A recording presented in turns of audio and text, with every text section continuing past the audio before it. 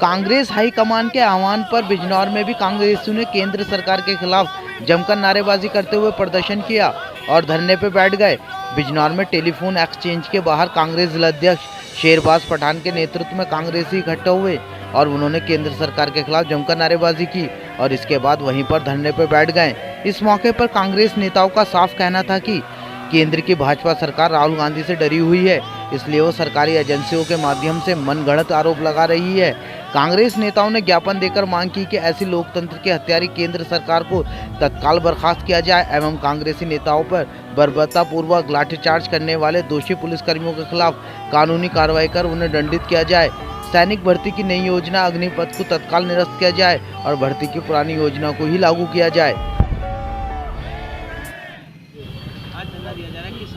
आज जो धरना दिया गया है वो एआईसीसी के आह्वान पर, अखिल भारतीय कांग्रेस कमेटी के आह्वान पर दिया जा रहा है। जिस तरह से मोदी सरकार तानाशाही कर रही है, कांग्रेसी बड़े बड़े सीनियर नेताओं को जो है पीट रही है, बेइज्जत कर रही है।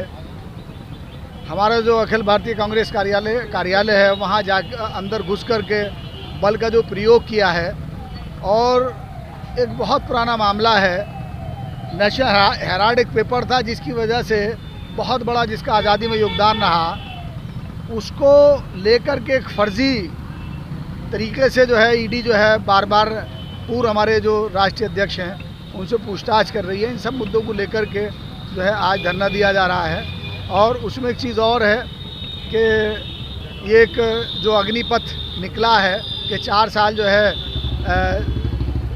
जो आर्मी में नौकरी का जो प्राविधान इन्होंने रखा है, तो ये देश के लिए और नौजवान के लिए, देश के मुस्तकबिल के लिए ठीक नहीं है। इन सब मुद्दों को लेकर के आज हमने यहाँ पर धरना दिया है। मैं हुमायूं बेग, प्रदेश महामंत्री अल्पसंख्यक विभाग उत्तर प्रदेश, पूर्व में प्रत्याशी भी रहा हूँ बिजनौर से, सदर सीट से कांग्रेस पार्टी से। आज धरना प्रदर्शन किया जा रहा है। देखिए, आज अखिल भारतीय कांग्रेस कमेटी के आह्वान पर पूरे देश में, पूरे प्रदेशों में इस तरह के धरने प्रदर्शन किए जा रहे हैं। जिस तरह से पिछले 3 दिनों से आपने देखा होगा, केंद्र में बैठी भाजपा सरकार गांधी परिवार पर, खास तौर से राहुल गांधी और सोनिया गांधी जी को लेकर जिस तरह से ईडी के नोटिस आ रहे हैं, वो बार बार ये दर्शाता है कि वो बहुत हताश हैं। केंद्र सरकार जानती है कि यही परिवार एक ऐसा परिवार है, राहुल गांधी ही एक ऐसा नेता है जो उनके खिलाफ डट के मुकाबला कर सकते हैं, बिना डरे, बिना झुके। तो वो चाहते हैं कि विपक्ष का जो चेहरा है राहुल गांधी, उसको कम किया जाए, एक मैसेज दिया जाए ताकि कांग्रेस एक मुख्य विपक्षी पार्टी ना बन सके। तो इसीलिए उस परिवार को कमज़ोर किया जा रहा है। जबकि इससे पहले इनक्लोजर रिपोर्ट जो 2015 में आई थी, उन्होंने साफ उसमें कहा था कि इस तरह से नेशनल हेराल्ड जो पेपर है उसमें कभी इस तरह की कोई गड़बड़ी नहीं हुई थी और उसमें कोई फ्रॉड नहीं था, उसे ख़त्म कर दिया था। लेकिन दोबारा इस चीज़ को उठाना, जिसने पेपर ने देश की आज़ादी में इतना बड़ा रोल निभाया, अंतर्राष्ट्रीय स्तर पर उस वक्त में एक क्रांति लेकर आया, तो आज उसी परिवार के खिलाफ 90 करोड़ रुपए को लेकर इस तरह का माहौल बनाया जा रहा है जैसे इस परिवार ने इसको गबन किया है। याद रहे कि देश की आज़ादी से पहले नेहरू परिवार ही था जिसने देश को 200 करोड़ रुपए की, उस वक्त की 200 करोड़ रुपए की संपत्ति देश को दान की थी।